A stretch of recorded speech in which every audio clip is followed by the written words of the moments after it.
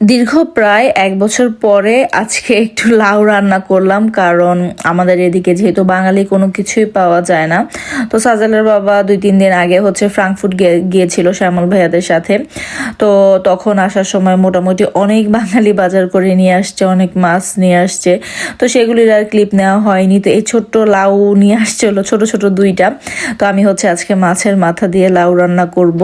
তো বাংলাদেশে থাকাকালীন লাউটা না আমার কাছে খেতে বেশ ভালোই লাগতো। লাউ ভাজি কিংবা ডাল দিয়ে কিংবা মাছের মাথা দিয়ে, ইলিশ মাছ দিয়েও না খেতে খুবই ভালো লাগতো। তো আজকে আমি মাছের মাথা দিয়ে রান্না করব।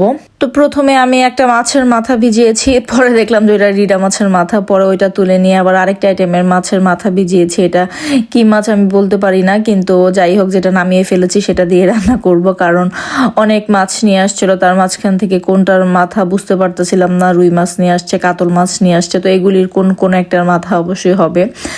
তো যেহেতু লাউয়ে মশলা একদমই কম দিতে হয়, তাই আমি পেঁয়াজটাকে একটু বাদামি কালার করে দেন এর মধ্যে সামান্য পরিমাণ হলুদ মরিচের গুঁড়া লবণ দিয়ে দেন মাছের মাথাটা দিয়ে একটু ভালো করে কষিয়ে নিয়েছিলাম। দেন লাউটা দিয়ে একটু ভালো করে এটাকে কষিয়ে নিব। তো প্রথমে বুঝতে পারতেছিলাম না যে লাউটার মধ্যে কতটুকু পানি দিব, লাউটা সেদ্ধ হবে কিনা।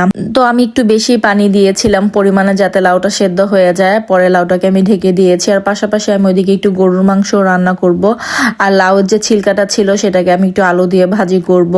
তো আমি লাউটাকে অন্য চুলায় দিয়ে ওই চুলার মধ্যে একটা প্যান বসিয়ে দিয়ে বেশ কিছু পেঁয়াজ দিয়ে দিয়েছি, সামান্য পরিমাণ তেল দিয়ে এখন কয়েকটা কাঁচামরিচ কেটে দিলাম, আর গোটা গরমের মশলা দিয়ে দিয়েছি।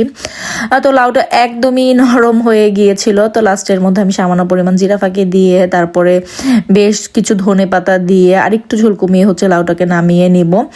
আর এইদিকে মাংসের জন্য যে পেঁয়াজটা আনাছিলাম সেটা প্রায় মজে এসেছে। এখন এখানে আমি প্রায় 3 চামচের মতো আদা রসুন পেস্ট দিয়ে দিয়েছি। আর এটা আলু বোখারা, কিচমিচ, টক দই আরো পেঁয়াজ আমি একসাথে ব্লেন্ড করে ওইটা দিয়েছিলাম। এখন পরিমাণ মতো মশলা দিয়ে দিব, হলুদের গুঁড়া, মরিচের গুঁড়া, কাঁচা ধনিয়া জিরার গুঁড়া আর গরুর মাংসের মশলা, তারপরে স্বাদ মতো এর মতো লবণ দিয়ে ভালো করে মশলাটাকে আমি কষিয়ে নিব।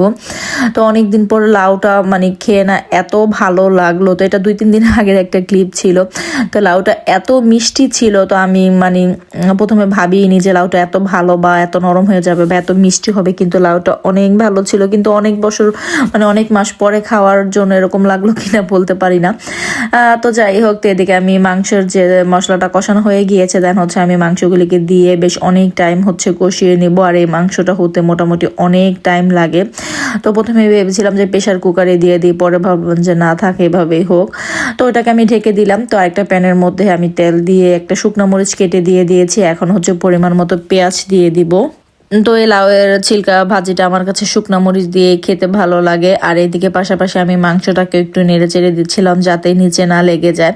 তো কে কে আমার মতো লাউয়ের ছিলকা ভাজি খেতে পছন্দ করেন বলেন তো, আমার কাছে তো অনেক ভালো লাগে। তো পরে আমি একটু ঝুরি করে আলু কেটে দিয়েছি সাথে। তো একদম পরিমাণে কম ছিল তাই একটু আলু দিয়েছি। তো এখন সামান্য পরিমাণ হলুদ মরিচের গুঁড়া লবণ দিয়ে এটাকে ঢেকে দেবো সেদ্ধ হওয়ার জন্য। আর পাশাপাশি এদিকে আমি মাংসটাকে নাড়াচাড়া করে দিচ্ছিলাম। আর ওই দিকে আমি চিকেন ম্যারিনেট করে রেখেছিলাম সন্ধ্যায় ইফতারিতে ভাজার জন্য। তো এখন যেহেতু মাংসটা কষানো হয়ে গিয়েছে, এর মধ্যে আমি পানি দিয়ে দিয়েছি আর কয়েকটা বড় সাইজ করে আলু কেটে দিয়ে দিয়েছি। তো এই তো ভাজিটা প্রায় হয়ে এসেছে। লাস্টের মধ্যে আমি একটু ধনেপাতাও কেটে দিয়ে দিলাম। তো যাই হোক, আজকে ছোট্ট একটা ভিডিও, আশা করি আপনাদের কাছে ভালো লাগবে। যদি ভালো লেগে থাকে তাহলে অবশ্যই একটি লাইক দিবেন। আর ভিডিও সম্পর্কে কোনো মন্তব্য থাকলে অবশ্যই আমাকে কমেন্ট করে জানাতে পারেন। ফেসবুক থেকে দেখে থাকলে অবশ্যই ফেসবুক পেজটিকে ফলো করে দিবেন। আর ইউটিউব থেকে দেখে থাকলে অবশ্যই ইউটিউব চ্যানেলটিকে সাবস্ক্রাইব করে দিতে পারেন। ভিডিওটি দেখতে দেখতে যদি ভালো লেগে যায় প্লিজ ভিডিওটিকে শেয়ার করে দিতে পারেন, যাতে অন্যান্য মানুষও দেখতে পারে। তাই তো রান্না হয়ে গিয়েছে, আমি টেবিলে খাবার দিয়ে দিয়েছি। আজকে আর কোনো ইফতারির আইটেম আপনাদের সাথে শেয়ার করলাম না। তো খুব ঘরোয়াভাবে একদম বাঙালি খাবার অনেক দিন পরে রান্না করেছি, তাই আজকে সেটাই আপনাদের সাথে শেয়ার করলাম। আশা করি ভিডিওটি আপনাদের ভালো লাগবে। তো আজকে এই পর্যন্ত, আল্লাহ হাফিজ।